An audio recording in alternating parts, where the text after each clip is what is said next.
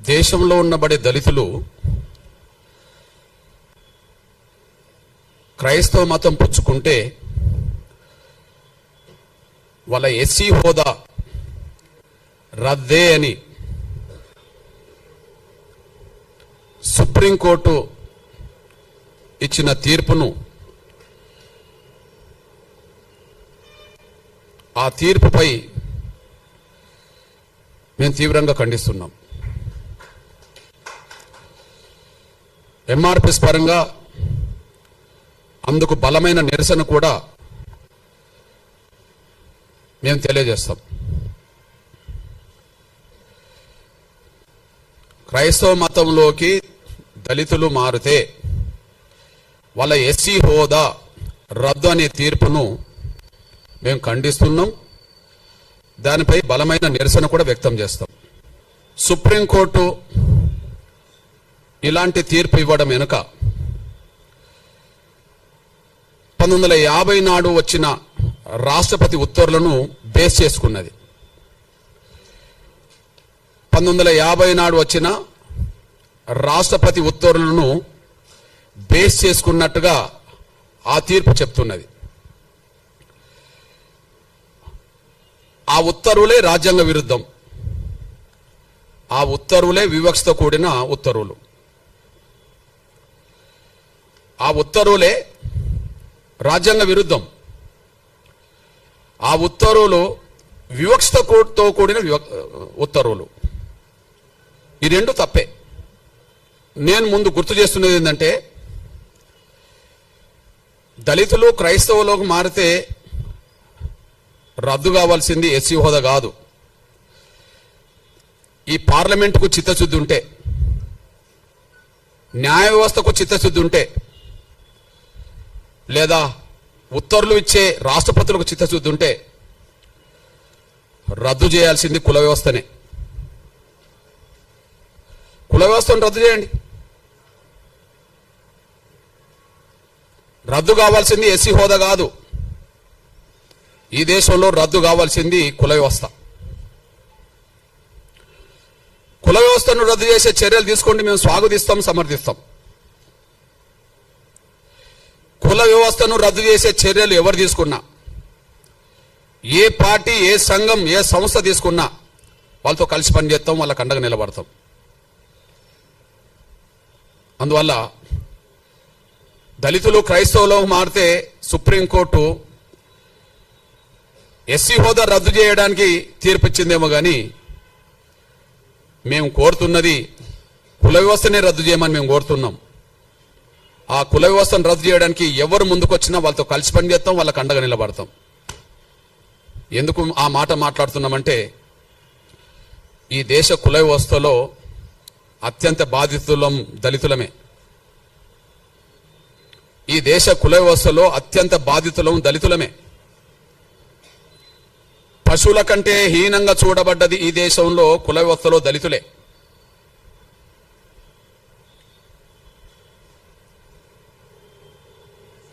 ఈ దేశంలో ఉండబడే ఇతర వర్గాల పౌరులకు ఉండబడే హక్కులు, స్వేచ్ఛ లేనిది దళితులకే.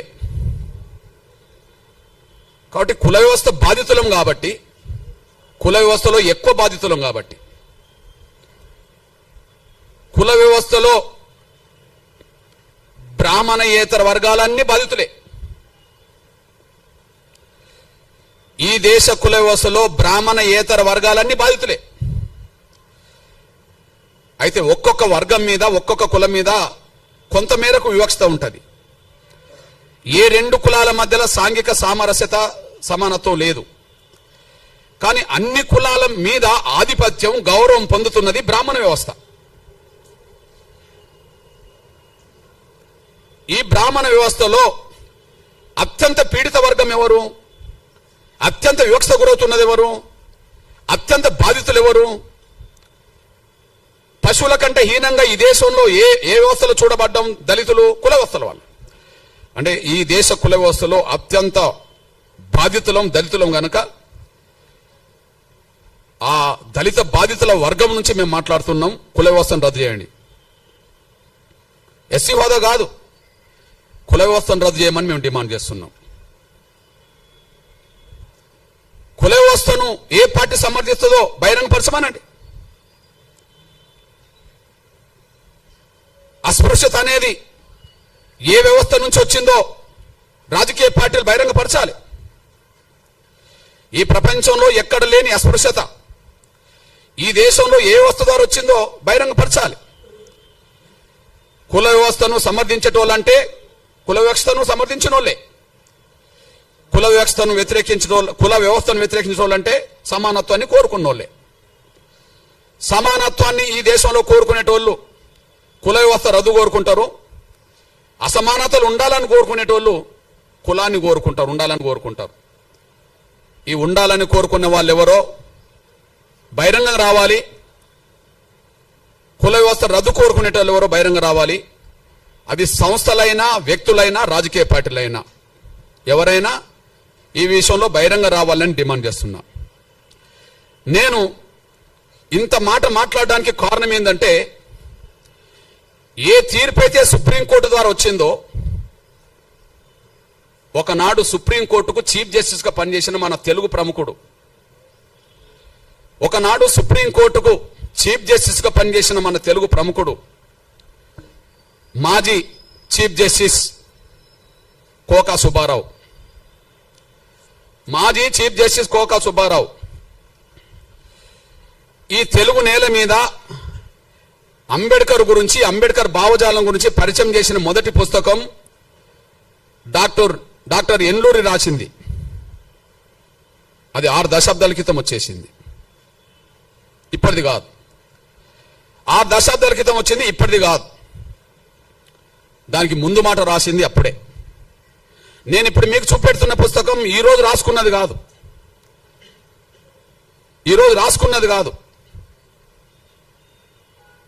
ఇప్పుడు ఆ మేధావి కోక సుబ్బారావు అనేటైన అమాయకుడు కాదు, నిరక్షరాస్యుడు కాదు. ఇప్పుడు ఇచ్చిన సుప్రీంకోర్టు జడ్జిల కంటే పై హోదాలో ఉన్న వ్యక్తి. అతను చీఫ్ జస్టిస్ గా పనిచేసిన వ్యక్తి ఈ దేశ కుల వ్యవస్థ గురించి రాస్తూ ముందు మాట, డాక్టర్ అంబేద్కర్ జీవిత చరిత్రకు ముందు మాట రాస్తూ ఏమన్నాడో ఒకసారి గుర్తు చేసుకుందాం. ఆయన మన తెలుగు ప్రముఖుడే, ఉన్నత వర్గాలకు సంబంధించిన వ్యక్తి వెలమ. ఆయన ఏం మాట్లాడిండో చదివినిపిస్తా. హిందూ మతానికి కులతత్వం ఒక వినాశ హేతువు. హిందూ మతానికి కులతత్వం ఒక వినాశ హేతువు. కులతత్వానికి రాజ్యాంగ చట్టంలో ఎలాంటి ప్రసక్తి లేకపోయినా అది ఏదో ఒక రూపంలో తాండవిస్తూనే ఉంది.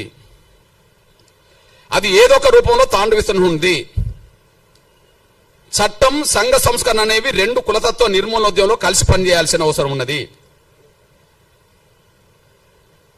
కుల వివక్షత పాటించద్దని చట్టం చెప్తున్నది, కానీ కుల వివక్షత పాటించద్దని ప్రధానంగా రాజకీయ పార్టీలు, వ్యవస్థ నడిపే సంస్థలు బలంగా ముందుకు రావట్లేదు, దళితులు తప్ప. అందులో గొప్ప మాట రాశాడు. చట్టం, సంఘ సంస్కరణ అనేది 2 కులతత్వ నిర్మూలనోద్యమంలో కలిసి పనిచేయాల్సింది.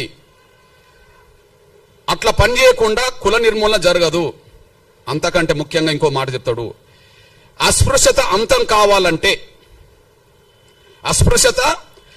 కావాలంటే కుల వ్యవస్థను కూకటి వేలతో కూల్చివేయాలి. అస్పృశ్యత అంతం కావాలంటే కుల వ్యవస్థను కూకటి వేలతో కూల్చివేయాలి. ఎందుకంటే అస్పృశ్యతకు కుల వ్యవస్థే మూల కారణం. ఇది నేను రాసింది కాదు. ఇప్పుడు ఇచ్చిన సుప్రీంకోర్టు జడ్జిల కంటే పెద్ద ఆయన చీఫ్ జస్టిస్ హోదాలో 16/4/1968 ఈ ముందు మాట రాశాడు. మళ్ళీ చెప్తున్నా, అస్పృశ్యత అంతం కావాలంటే కుల వ్యవస్థను కూకటి వేలతో కూల్చివేయాలి. ఎందుకంటే అస్పృశ్యత కుల వ్యవస్థనే కారణం. కాబట్టి అస్పృశ్యతను తొలగించాలంటే కుల వ్యవస్థ నిర్మూలన జరగాలి. కాబట్టి కుల వ్యవస్థ రద్దు అయితే పోయేదేంది? కుల వ్యవస్థ ఉండాలని ఎవరు కోరుకుంటుంటే బహిరంగ రావాలి. అస్పృశ్యతకు మూల కారణం కుల వ్యవస్థ. కుల వ్యవస్థ రద్దు కాకుండా శాశ్వతంగా అస్పృశ్యత నిర్మూలన జరగదు. ఒక చట్టం మాత్రమే పరిమితం చేస్తే, సంఘాలు, పార్టీలు పట్టించుకోకపోతే యథావిధిగా కొనసాగుతుంది. మనం చూస్తూనే ఉన్నాం. అట్లాంటప్పుడు కుల వ్యవస్థ రద్దు చేయాల్సిన బాధ్యత ఉన్నది కదా. ఆ మేధావి చెప్పిన మాటకు విలువనివ్వాలి కదా. ఆయన సుప్రీంకోర్టు చీఫ్ జస్టిస్ కదా. రెండో విషయం, మన దేశం బలహీనపడడానికి, మన దేశం ప్రపంచంలో గౌరవాన్ని పొందకపోవడానికి, మన దేశం బలహీనపడడానికి, మన దేశంలో ఉండబడే 140 కోట్ల మందిలో కేవలం భారతీయులమనే ఒక స్పృహ లేకపోవడానికి, కేవలం భారతీయులమనే స్పృహ లేకపోవడానికి కులమే కారణం కదా. ఇది ఈ దేశంలో ఒక మాయని మచ్చ కదా. భారతదేశానికి ఏ వస్త మాయని మచ్చ, భారతదేశానికి ఏ వస్త మాయని మచ్చ, భారతదేశానికి కుల వ్యవస్థ ఒక మాయని మచ్చ. అందుకు సాక్ష్యం మీ దృష్టికి తీసుకొస్తున్నా. ఈ దేశం బలహీనపడ్డది కుల వ్యవస్థ వల్ల. ఒకనాడు అఖండ భారత్లో ఉన్నాం, ఒకనాడు మనం అఖండ భారత్ అని చెప్పుకునే వాళ్ళం. ఇప్పుడున్న భారతే అఖండ భారత్ కాదు కదా. పోనీ పాకిస్తాన్ విభజన కంటే ముందు ఉన్న భారత్ కూడా ఇప్పుడు లేదు కదా.